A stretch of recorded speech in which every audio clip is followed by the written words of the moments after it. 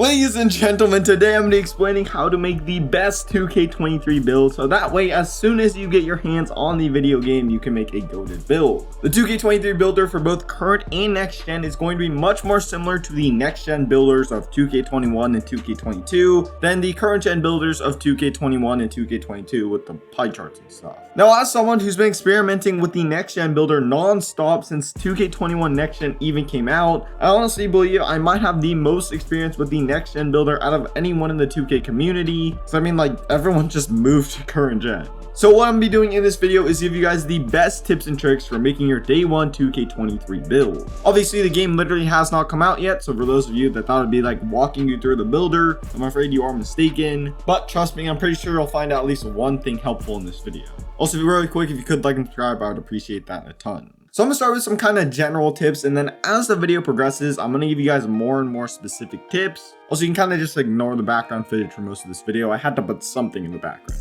So starting things off, the most general tip of this video is make a fun build. What I mean by make a fun build is whether or not this build is good, just make sure you're going to be enjoying playing this build throughout the entirety of 2K23. It doesn't have to be like the most comp build in the world or anything, but just make a build that you know you're going to enjoy and know you're going to have fun playing on, whether you're winning or you're losing. For example, my plan as of right now is to make a BP point guard build that unlocks every single dribble move in this game, if that's even possible, because I know at least for me, playing on a BP build is the most fun build in my opinion. Don't really try to make the best possible build, or don't try to make like a perfect build, because odds are no matter how hard you try day one, there's just so much you don't know about the game, you're probably not going to make the best build. And after like a few weeks or a few months, you're going to see a build that you think is way better than the build you already are on. And if you didn't make a fun build, then you just won't enjoy this build. At least for me, I know that a few weeks into the game, after I know a little bit more about the game and a little bit more about the build system, I'm probably going to try to make what is actually going to be my comp build.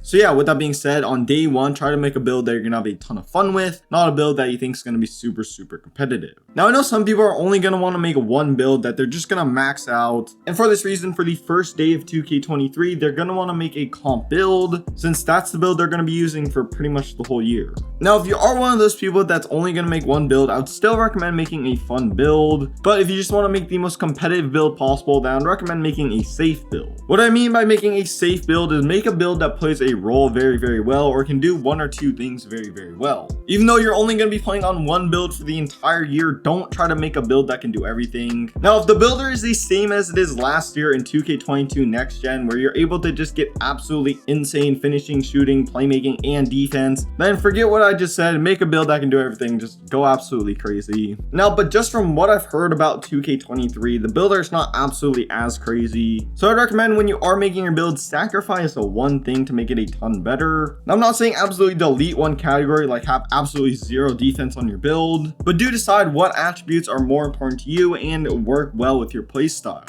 Way too many times I've seen someone try to make a build that can do everything super well, and then they just end up making a build that can actually not do anything that well at all. So for this reason, as I just said, make a safe build that can do a few things very well. So for my next tip, I already kind of talked about this. Make a build that fits your playstyle and fits your strengths. For example, for me, I know I'm pretty decent at dribbling and pretty decent at shooting, so probably day one I'll upgrade playmaking and shooting a pretty good amount. However, on the other hand, I do know my defense isn't the greatest, so for this reason, I'm not going to be making a lockdown build. Okay, so I just gave you guys kind of general tips to think about when you're making your build, especially just like what type of build you should be making. But now we're going to be moving into slightly more specific tips on like what to do when you do get the game. Until at the very end, we're literally talking about like one or two attributes you can save to get like one or two extra badges. So starting things off, the specific tips, my very first tip is go to an attribute that makes sense to upgrade to. This is very important when you are upgrading your build. What I recommend doing is stopping at one of three places.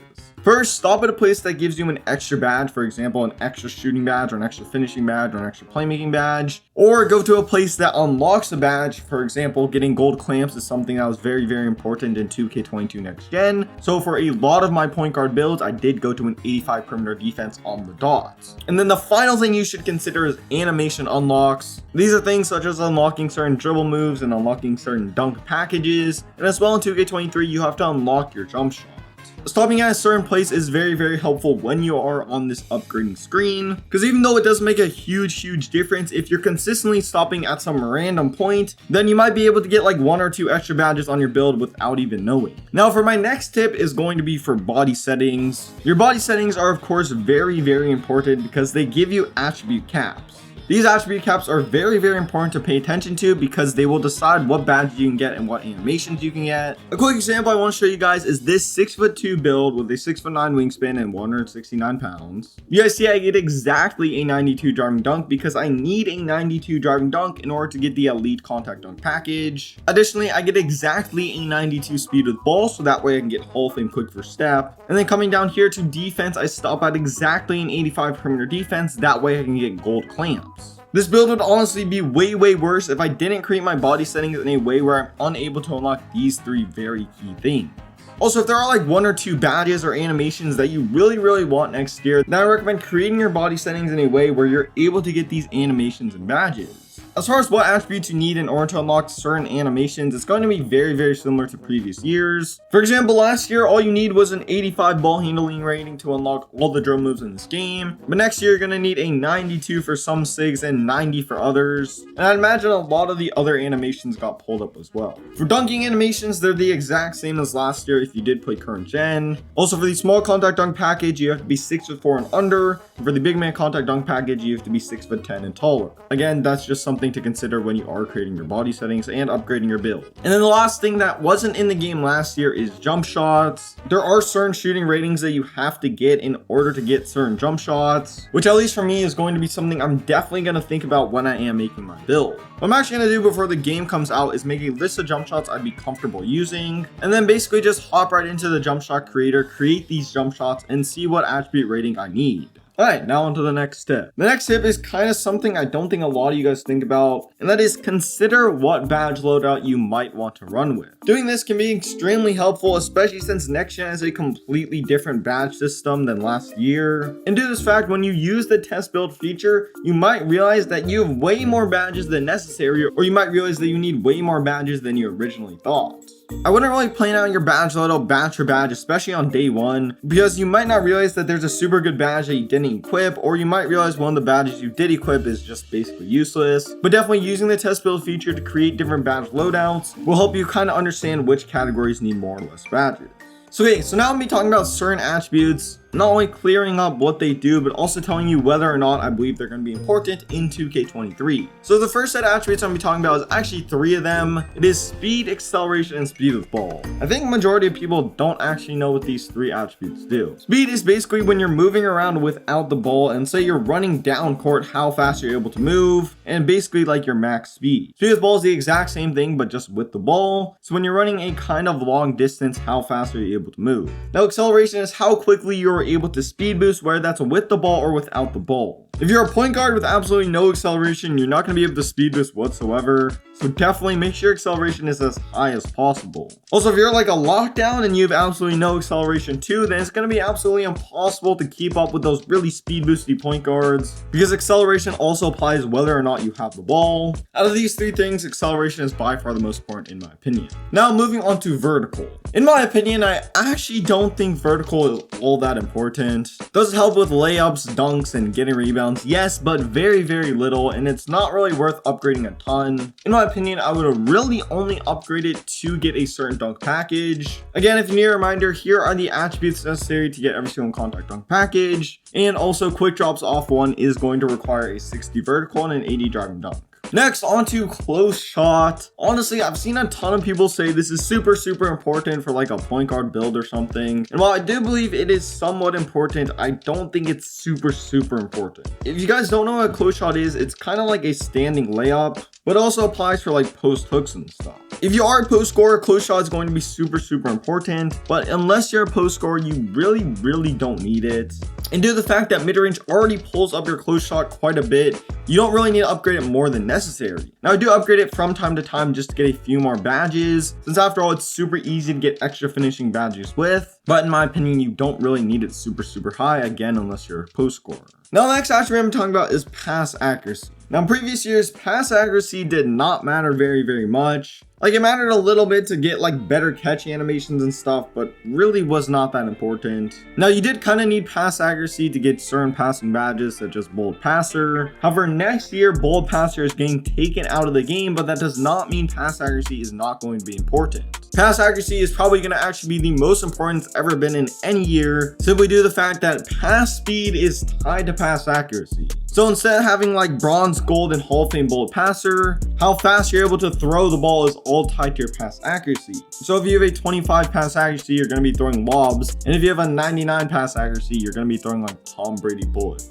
Now, from what I've seen, a lot of people don't really understand strength. Strength honestly isn't that important. Like, everything strength already does, for example, backing down opponents, there's already a badge for. Like, literally, I'd rather have 0 strength and a Hall of Fame back down Punisher than silver back down Punisher and 99 strength. So yeah, in my opinion, you don't really need this super high, but if you do upgrade interior defense, it will bring up your strength a little bit. So now on to the next attribute. I already talked about this, interior defense. Interior defense is one of those badges that people really don't understand. Believe it or not, block is actually way more helpful when it comes to interior defense than interior defense actually is. Now, if you're a rim protector and you already maxed out your block, then maybe consider upgrading your interior defense, since it does help a little bit with slashers, but interior defense is way more helpful for just guarding post scores and stuff, because it does help you get better contest percentages. But if there's a slasher that's about to come dunk on you and you get a good contest on them and they dunk on you, it doesn't really matter, does it? But if you have super high block and a slasher is coming to dunk on you and then you block it, then the shot misses and you don't get dunked on. Also, interior defense does allow you to get brick wall, which is a very important badge for big men. So if you are a big man, you might just have to upgrade this in order to get brick wall. So yeah, all this to say, just upgrade your block before you upgrade your interior D. So now for the very final tip of this video, this is going to be very specific and honestly might be a tad bit confusing. As we know, the builder on 2K23 is kind of like the 2K22 next gen builder. And when you are on the 2K22 next gen builder, upgrading the build is not like current gen where you have a set number of attributes, but your overall does cap out at a 99. And once you do hit a 99, you're no longer able to upgrade your build. So when you are upgrading your build, you're not just going to want to throw attribute points on absolutely anything. You're going to want to maximize your attribute points as effectively as possible to get as many badges as possible. One way that I already talked about to effectively use your attributes is go to certain attribute ratings to get certain badges. But did you know there's actually certain badges that are cheaper to get than others?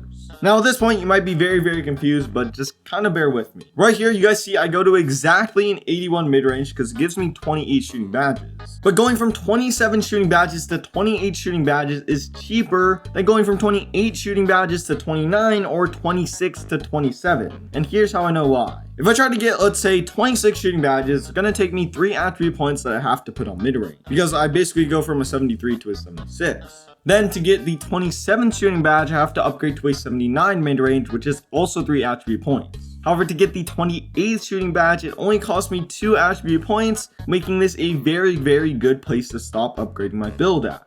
Also, if I want to go get a 29 shooting badge, it's an additional 3 more points. And for this reason, stopping at 81 mid-range is basically a perfect place and a perfect way to get the most out of every attribute point I have. Also, the system does work for other ratings, like it doesn't only work for shooting. And yeah, I think that's all the tips I have to make your 2K23 build. And with that being said, thank you guys so much for watching this entire video. There's 3 videos on the screen right now. Like, comment, subscribe, go follow me on Twitter, and I'm out. Peace.